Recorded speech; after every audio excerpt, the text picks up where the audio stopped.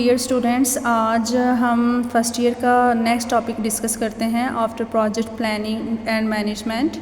Last lecture में हमने quality assurance को और एग्जीक्यूशन को डिस्कस किया था। आज हम जो मेजर टॉपिक है किसी भी सॉफ्टवेयर डेवलपमेंट के अंदर उसको डिस्कस करेंगे, दैट इज़ UML।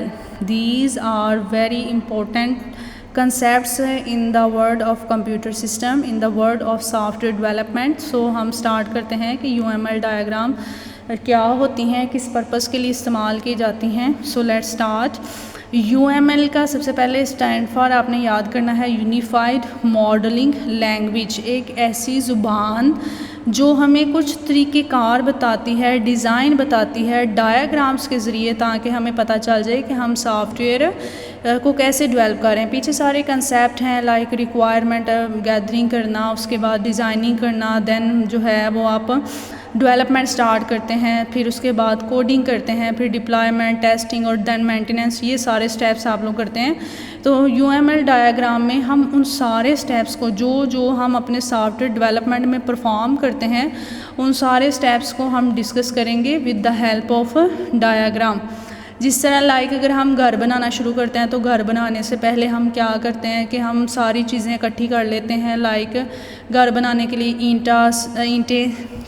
सरिया वगैरह, रेत, बजरी वगैरह इकट्ठी करते हैं, फिर हम जगह वगैरह देखते हैं, जगह का हिसाब लगाते हैं। तो जगह का हिसाब लगाने के बाद हमें ये पता चलता है कि भाई इस जगह में इतनी चीज़ें लगेंगी। लेकिन अगर हम ज़ुबानी कलामी कर रहे हैं तो वो हम प्लानिंग, रिक्वायरमेंट गैदरिंग और डिज़ाइनिंग तक सोच रहे होते हैं। लेकिन नेक्स्ट जब हम मैप बनाते हैं, किसी चीज़ का नक्शा बनवा के घर बनवाते हैं, तो वो जो मैप पे बाकायदा शो होता है कि यहाँ पे भाई घर बनेगा, घर में इतने रूम होंगे, इतने वाशरूम होंगे, इतने किचन, सेहन, गराज, ये सारी चीज़ें होंगी।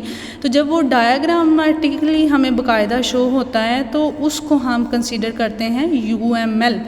इसी तरह कंप्यूटर की दुनिया में UML भी हम इसी को कहते हैं कि सॉफ्टवेयर का ज़ुबानी कलामी सारी प्लानिंग करने के बाद अगर हम उसकी डायग्राम बना लें कि अगले सॉफ्टवेयर डेवलपर को अच्छे से समझ आ जाए कि सॉफ्टवेयर में क्या क्या चीज़ कहाँ कहाँ पे बनानी है, तो उसके लिए हम UML का इस्तेमाल करते हैं। इसकी डेफिनेशन देखते हैं।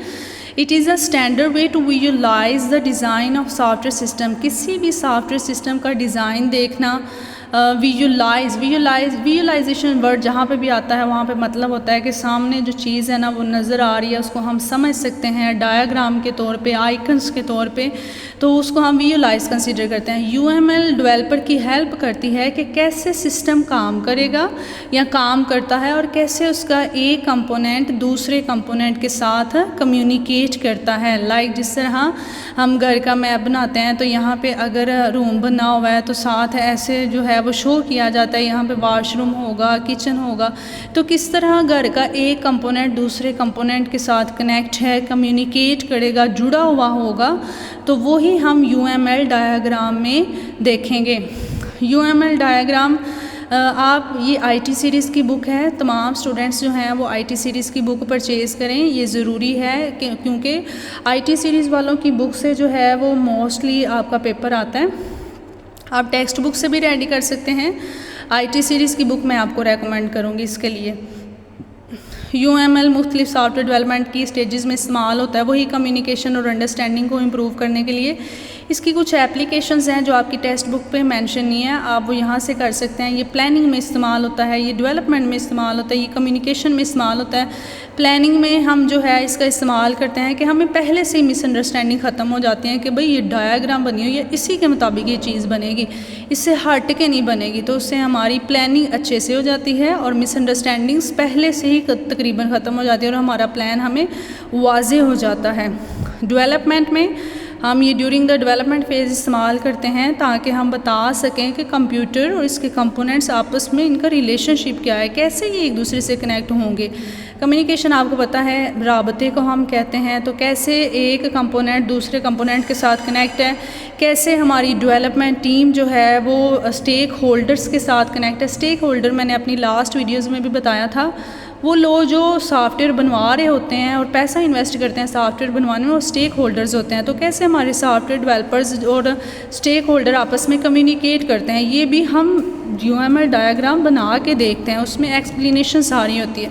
होप कि आज का लेक्चर आपको समझ आ गया हो। Thank you. नेक्स्ट वीडियो जो है